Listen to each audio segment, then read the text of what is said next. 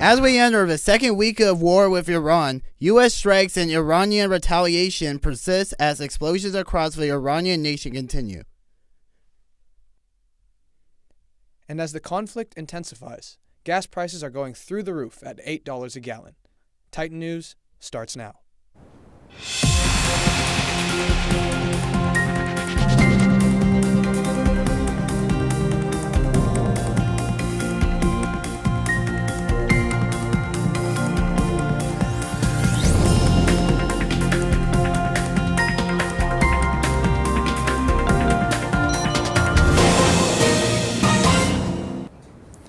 Welcome to another edition of Titan News. I'm Armand Sikat. And I'm Mara Duenas. Thank you for joining us. Strikes have been reported across the country as the conflict in Iran continues to rise. Explosions are heard across the main cities, from the capital of Tehran to the northwestern city of Tabriz. Explosions are hitting the capital of Iran as U.S. and Israel continue to send strikes. This is the most intense day, says U.S. Secretary of War Hegseth. Tehran warns it will block oil until the attack ends. The Iranian Red Crescent reports the death toll to be over 1,700. Gas prices are surging across Southern California, with some drivers paying more than $8 a gallon at one Los Angeles station. AAA has reported the average for gas has risen above $5 per gallon in Los Angeles County. Prices reached $5.29 with similar prices in Orange and Riverside counties. The national average also jumped nearly 60 cents in the week since the war in Iran began. Experts say rising oil prices, along with California regulations and lower gas production, are contributing to the spike. A new housing measure on the ballot aims to help alleviate the current state housing crisis and is already drawing attention. Carlos Garcia takes a look at the details and what this can mean for you. As California's housing crisis gets worse, voters might get a chance to make a change. A proposed ballot measure called the Middle Class Home Ownership and Family Home Construction Act of 2026 would authorize $25 billion in bonds to fund low-interest second mortgages for California residents. The state would offer low-interest loans covering up to 17% of the cost of a newly built home for middle-income residents. Buyers must earn up to 200% of the area's median income and provide at least a 3% down payment. The program aims to encourage builders to create more houses and townhomes across the state. It's designed to pay for itself through homeowner mortgage payments, so no new taxes will be needed. Some students say this measure doesn't fully address all the challenges potential homebuyers face. Instead of making loans affordable, in order for low-income people to get housing, I'd prefer to just get affordable housing in general without the need for such loans. I just hope that it's in our state government's best interest to help its citizens and not to gouge them out with insane interest rates. Here in LA County, many residents share similar sentiments, and one resident shared her opinion with us. I don't think that we're at a place that to be just doing whatever. We should be serious about it and really come together and make everything right. Assistant Professor of Public Policy Dr. Sean Angst says voters need to understand key details about how housing policy is made. And so we have to think really critically about what is needed to address or help each of those groups. What is it going to actually look like on the ground as well? How are we going to make it happen or target it to a particular group? And then what are some of the spillover effects, right? Whether the proposed ballot measure passes will be up to voters this November. Carlos Garcia, reporting for Titan News. Construction zones are becoming a common sight on our campus this semester. Let's take a look at how this construction is impacting students. Our reporter, Salma Valle, has more on the story. For many students at Cal State Fullerton, the school year hasn't just started with new classes, it started with construction. From early morning noises to restricted pathways, campus upgrades, and bringing both progress and frustration. With multiple projects underway at the same time, some students, especially here in the engineer building, state that it makes it harder to focus, get to class on time, and fully enjoy their college experience. I'm taking a surveying class and we are allotted certain points in the school, and the first thing was when we were given our like our points, we had to change our points and change our area because of the construction, and that created a whole shift in the way we're getting our measurements, the way we're taking stuff. And even then when we are taking those measurements, it gets noisy. Like literally right here is where we like explain how to use our instruments and stuff. So when our professor's like explaining them, he constantly has to like, oh, I'm gonna be quiet, and then the construction will go on, then we continue with our lesson. While the construction may signal growth and long-term improvements for campus, students say the day-to-day disruptions remain a real challenge.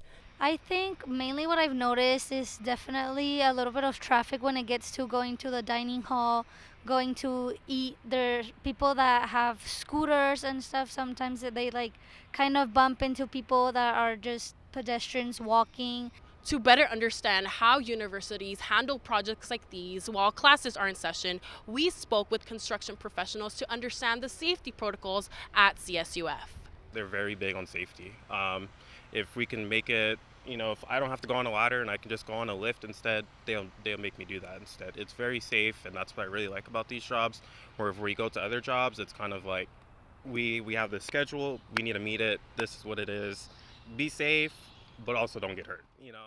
Students are navigating the noise and detours, hoping the end result will be worth it in the temporary inconvenience. In Fullerton, Salma Valle, CSUF News. Coming up next, we'll take a look at the job market crisis on campus and the rise in demand for Mediterranean food. And our weather anchor, Chrissy Washington, will have an update on the weather that's coming this week. Stay with us.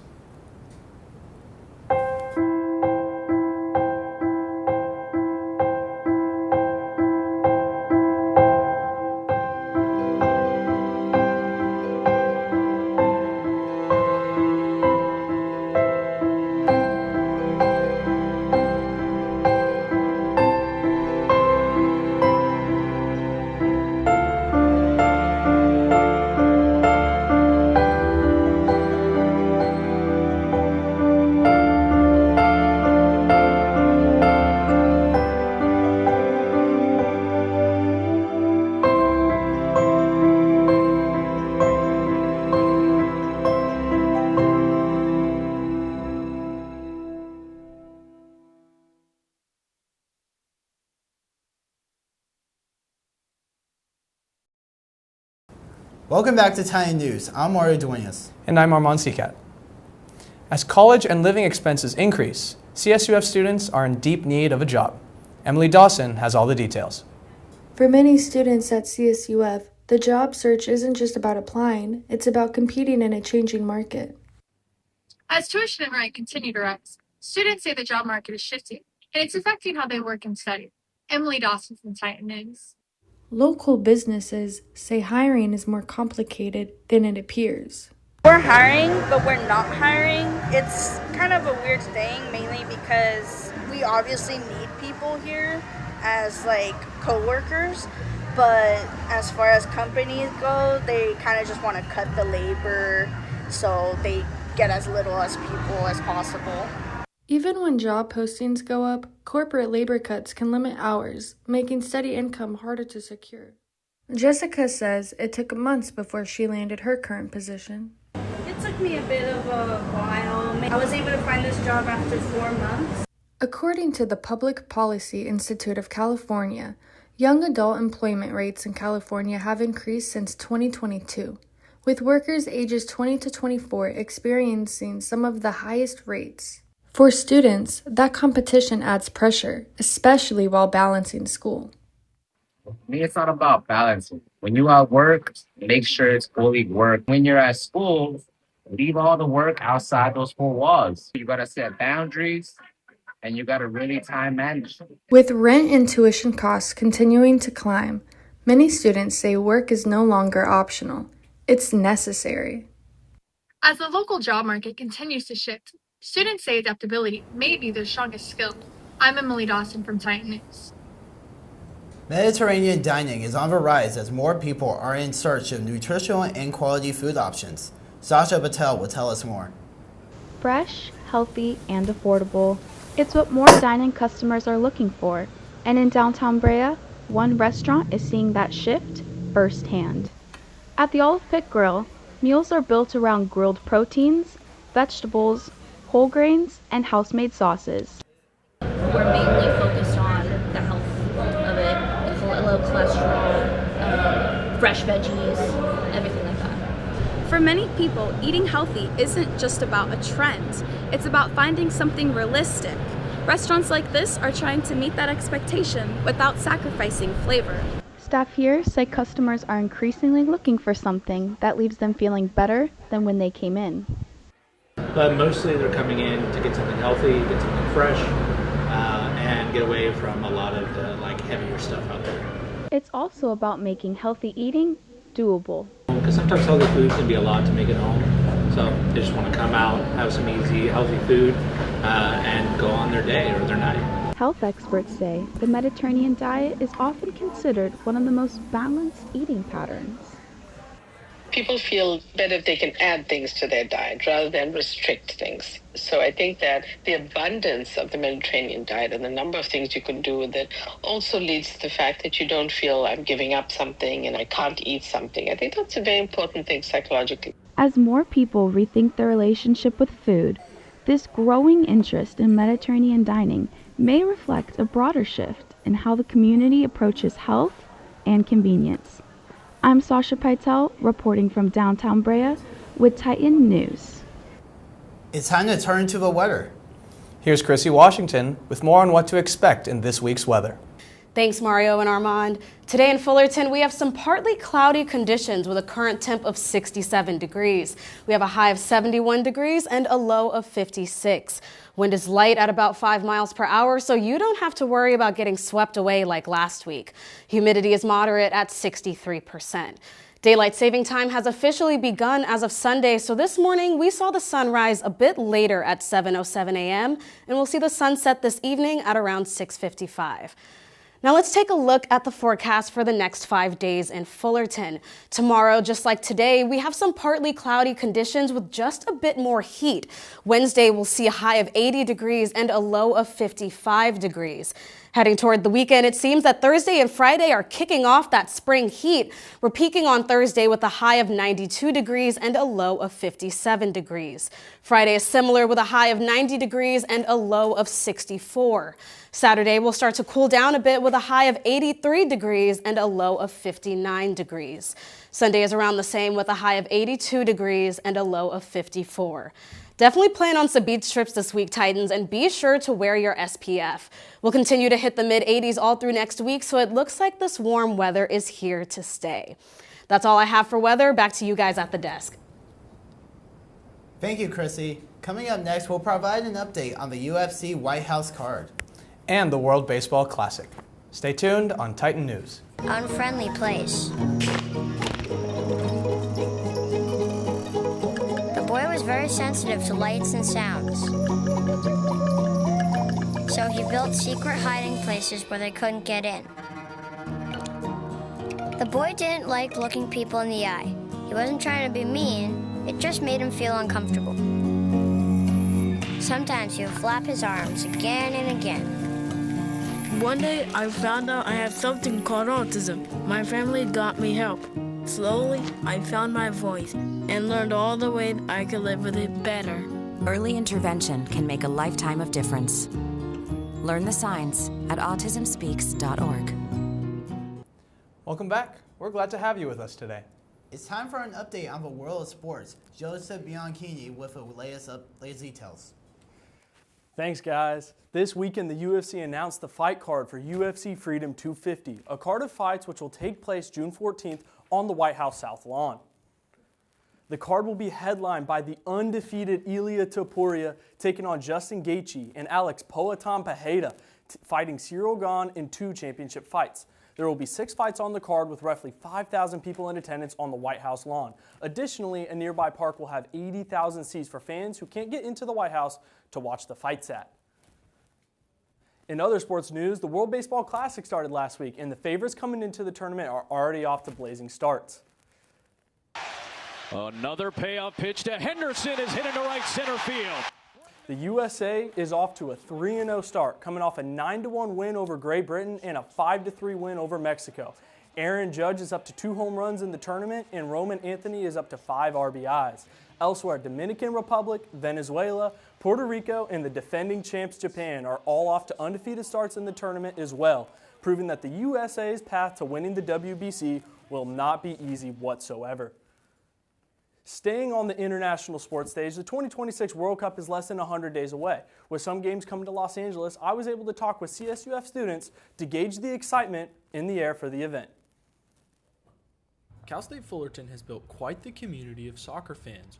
With the 2026 World Cup around the corner, the games being held in Los Angeles are garnering excitement amongst the soccer fans at CSUF. Yeah, it's really exciting for me as a fan specifically. I follow the sport pretty much all the time, so a lot of the top European leagues, and to get the opportunity to see those players in person is really cool, and to just be around the atmosphere of a World Cup, it only comes around every 4 years, so it's a special event for the fans. While the excitement is real, there are some serious hurdles for Fullerton soccer fans to navigate to be able to attend the games or participate in the festivities.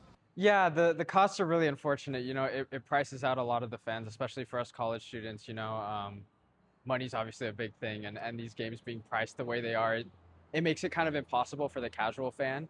For Cal State Fullerton students trying to go to the World Cup games in Inglewood, of course, you got to pay for your tickets, you got to buy your food, the other amenities, but let's talk about getting there. If you want to drive there on a day without much traffic, that's going to cost 45 minutes of your time.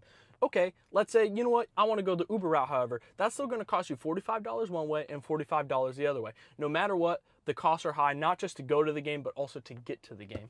For those not going to Inglewood for the games, there will be numerous fan zones across the LA area. However, these fan zones still require a commute and may still cost money. I do plan on going to some of the fan zones. It's unfortunate that even those now, it's like for the first time ever, they're going to be priced now. So now you have to pay to get into the fan zones, which is just, it seems like another element of greed added on top of there. But like I said, there's a lot of great supporter bars and pubs in the area too. Despite all the hurdles, Fullerton soccer fans will still tune in and have their predictions for the event this summer. I still think it's either Spain or Portugal to go all the way. The last 2 winners of the Euros and then the Nations Cup, I think it'll be either one of those 2 to win it. From Fullerton, Joseph Bianchini, Titan News. Uncharacteristically slow start to the NBA season, the Clippers have had to rely on some unsung heroes to turn things around. Mario Duenas has more. The Los Angeles Clippers found themselves on the wrong side of the standings by winning only 6 of their first 27 games. Since then, the team won 21 of their next 31 games. One player in particular, named Jordan Miller, has been making waves for the team. Jordan Miller, a third-year player for the Clippers, was on a 2-way contract each year, which limits him to suiting up for only 50 games in the regular season and not allowing him to play in the playoffs. I'm super proud of Jordan Miller. I was following him from the start. I even own a number 11 Jordan Miller jersey, so when that whole trade fiasco was going on, he switched numbers, but still glad to represent the number 11 and number 22 to the Miller name. Due to a few players on the team getting injured, he got his chance to play. He became a key part of the second team for the Clippers by averaging 9 points a game while making half of his shots. Due to his consistency, he stayed in the rotation when those players recovered from their injuries. His 50 games were slowly running out, and many fans wanted him on a standard contract. On February 18th, the Clippers signed him to a 2-year contract, making him eligible to play every game, including the playoffs. I feel great. He deserves it. This kid's been great. I can't wait for him to see him, a couple more years, and he's really coming into his own, especially these past couple games. It's been amazing. As of now, Miller has scored double-digit points 16 times with a season-high 22 points, while averaging 20 minutes per game. In Inglewood, I am Mario Duenas, Titan News. That's all I have for the world of sports. Back to you, Armand and Mario.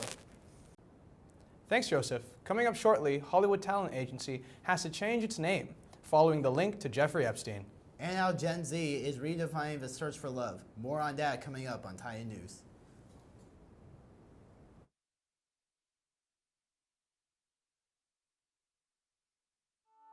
I'm Jenny Garth, and as a mother of 3, I know kids worry about a lot of things. Getting enough food to eat shouldn't be one of them. But here in America, that is a real worry for 1 in 5 children. Even though we are one of the most food-rich countries in the world, 15 million children don't know where their next meal is coming from. This is unacceptable, and something the Feeding America nationwide network of food banks is working to solve. Instead of accepting that our country lets billions of pounds of surplus food go to waste every year, Feeding America has made it their mission to help families in need by rescuing this food. Through food pantries and meal programs, the nationwide network of food banks provides more than 3 billion meals, serving virtually every community in the United States, including yours. Join me in supporting Feeding America and your local food bank by visiting feedingamerica.org. Together, we can solve hunger. Together, we're feeding America. Welcome back to Titan News. It's time for an entertainment update. Alhaja Chavez has the details. Thank you, Armand and Mario. Let's start with the latest news from the entertainment world. One of Hollywood's biggest talent agencies is changing its name as it prepares for a possible sale.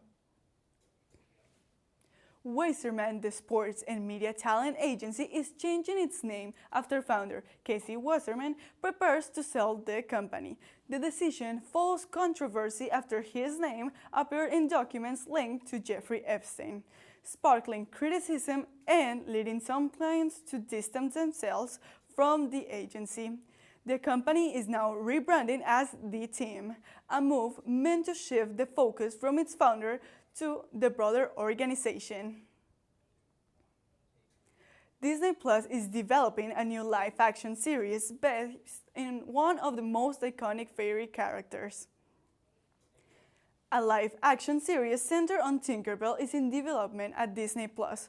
Writers Liz Heldens and Bridget Carpenter, who worked together on Friday Night Lights, are set to write and executive produce the series. The project has been in development for years, with early versions linked to Elizabeth Banks and Reese Witherspoon. The series will be produced by 20th Television, with Gary Marsh also serving as a producer. Hollywood studios are turning to family stories to upgrade their movie portfolios. Jamila Abdel-Karim has more on what audiences think. In 2026, many anticipated movies are coming your way. Options like The Odyssey, Avengers Doomsday, and The Devil Wears Prada 2. And the common thread? These are all intellectual property or IP-based films. Those are reboots, book adaptations, sequels, and other movies based on existing content. In January and February of this year, studios released at least 14 IP-based films across the nation, and these movies marked 85% of 2025's top domestic box office. So why do IP-based films work for audiences? Why might they fall short? I think people like watching IP-based films because they know the characters and they know the universe that's been created. But audiences might not care for an IP-based movie if it doesn't cover their general filmmaking expectations. Even though the original material is something that I do like, it really also depends on the production and how the acting, the casting is made. And with franchise films, people consider how long it's been since the last movie came out. An audience tells studios, you should put this IP on the shelf for a little while. We need to miss it almost before we're going to go and watch another one of these movies. And if filmmakers can create an IP-based film that's nostalgic, well-made, and long-awaited, they might achieve a hit. I'm Jamila Abdel-Karim, Titan News. Marriage rates are down, dating is struggling, and young adults say the system feels broken. Gen Z's addiction to hiding behind a screen is causing a major decrease in relationships. Here is Caitlin Nelson to tell you more. Only 30% of young adults say they're actively dating. Nearly 3/4 of women and almost 2/3 of men report they haven't dated or have only dated a few times in the past year. Some people want to be more like inside, so it's harder to meet people outside, and they resort to online dating or meeting people through social media. And some people like it, some people don't, but I think it's just ruining the kind of organic effect of meeting people out in person. Many Gen Z users say that the abundance of options feels overwhelming, turning dating into what some may call relational consumerism. It's too easy to swipe, and it's dehumanizing people. People are just thinking there's always something better if I'm just going to keep looking, but then they're not people anymore.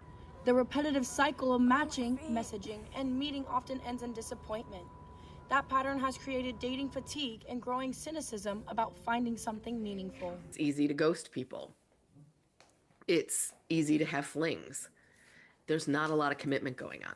According to the Institute for Family Studies, only 1 in 3 young adults have faith in their dating skills. We spend all of our time online, even with our friends, like not from a dating perspective, but it's weakening our actual skills when we are face to face.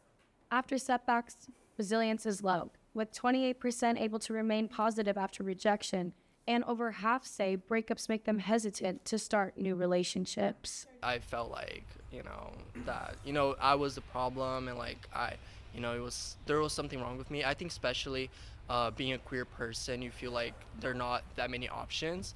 And then when something goes wrong, you're like, oh my gosh, that was my last chance, that was my last shot, so it takes a toll on you for sure. For Gen Z, the challenge may not be finding matches, but turning digital connections into lasting relationships. This is Caitlin Nelson in Fullerton with Titan News. That's all I have from the world of entertainment for now. I'll pass it back to you, Armand and Mario.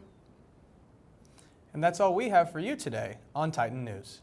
Thank you for tuning in, Titans. Have a good rest of your day, and we'll see you next time with more news.